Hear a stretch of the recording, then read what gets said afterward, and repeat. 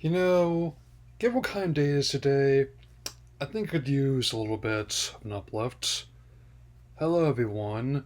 Seeing as how we are 1 week away from the release of the anticipated reboot of Superman, and also that despite the claims might feel otherwise, the embargo has not been broken yet, let alone being given anything that's scathing.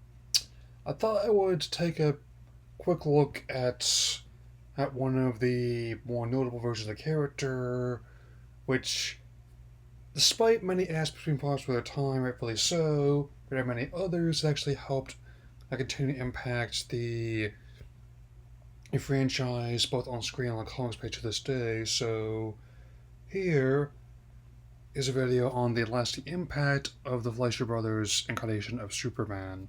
So let's get started. This version of the character had 17 theatrical short films and was released over the course of 1941, 1942,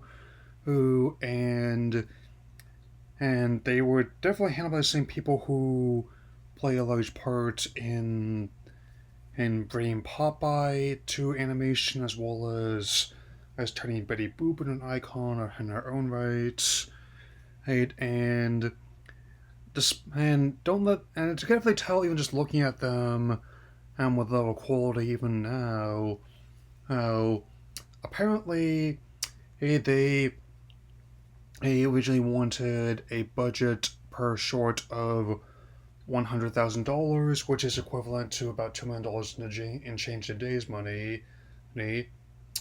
And to their surprise, they actually were given like a budget compromise of $50,000, which is just under $1 million per short in today's money.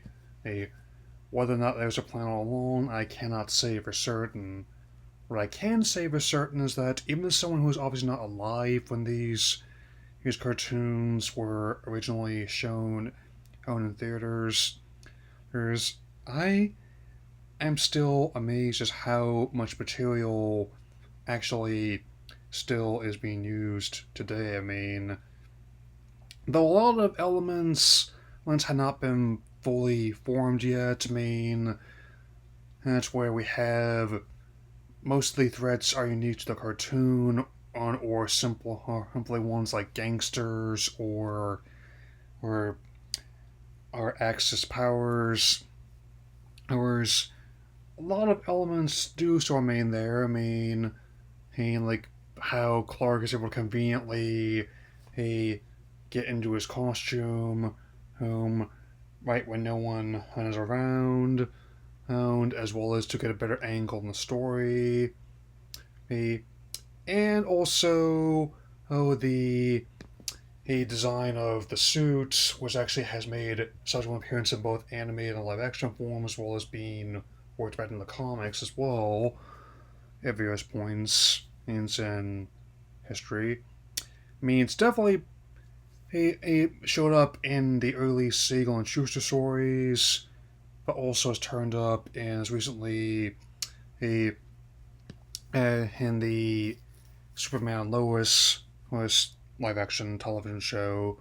Oh, and it also managed, and even though they had Clark in this variant, it being growing up in an orphanage rather than being taken in by the Kents like he usually is, again, to my understanding, the element was not firmly established as in the canon just yet. The destruction of Krypton being caused by earthquakes destabilizing the planet, and it has been a recurring main feature in the years since. Main and with the DCAU show I talked about fairly recently being part of that, and even the last continuity had as a key factor in the destruction of Krypton, because they were harvesting the core against Jor-El's warnings. And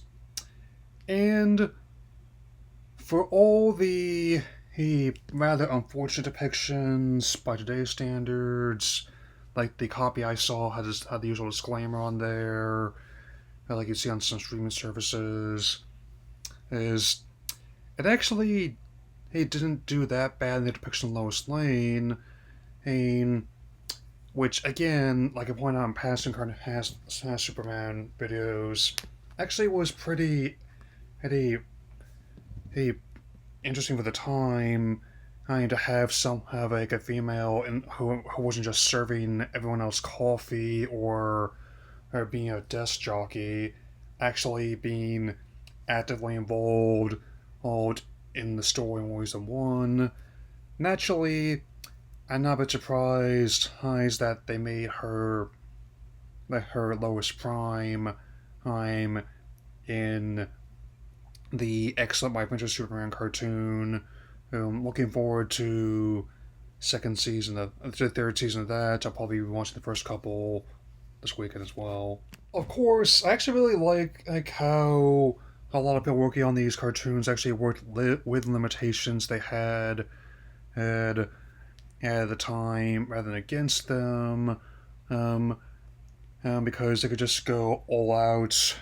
This was during like the golden age of comics, after all, when they were still figuring out a lot of what could and could not be done, and also London South Texas in pretty interesting details, like having robots pull off a jewelry heist and a gangster in like a do-it-yourself costume try to impersonate a soup and frame him for a series of crimes being committed in Metropolis. Spoilers, it does not go well for him. And of course, right before I'm about to go see a movie which has the Man of Steel fighting a kaiju, we also have him fighting a giant monster in one of these cartoons as well. Oh, and just definitely a lot of the ideas being proposed here that you definitely see like the money on the screen because visually that's definitely the aspect that holds up the best, I would say. The actual animation itself, it's little wonder why it influenced both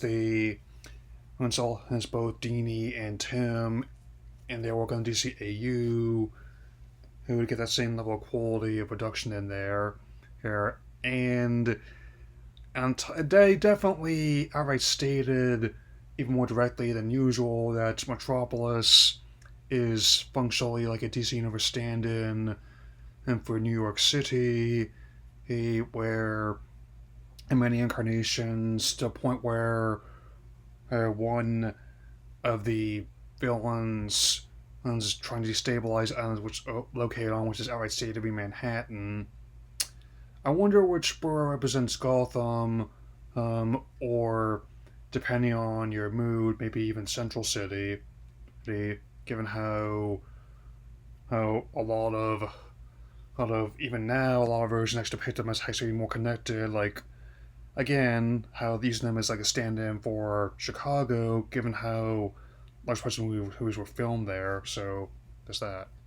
I also find it interesting how even this early stage how they did things with power scaling as well as like how they kept things. Of course, there are powers you expect like the flight, super strength, heat vision, X-ray vision, and but in one instance where they have to stop people from blowing up a power plant, I guess we can also add stunt driving into the list, at least for this variant, and to draw Hive a truck of explosives away from on the power plants before it explodes.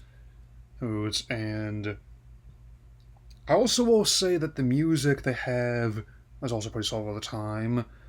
I'm like having like the full orchestra in there, and even now the sound quality on the most recent restoration and which has also been released not only in a few physical formats, but also it's not hard to find online at all. Which is how I saw it. Like this whole show has been compiled into one 2 hour and 15-minute package that I've watched over this whole day on YouTube. Man, but so You just search like Fleischer Superman, you'll find it no problem. Um, and with that in mind, I will definitely be keep enjoying past incarnations such as this. If I was to get ready for a new one, I'm also going to be adamant about finishing my look at the Richard Donner cut of Superman 2, who, before I go see the new one, and I will see you all again and fairly soon. So take care, everyone.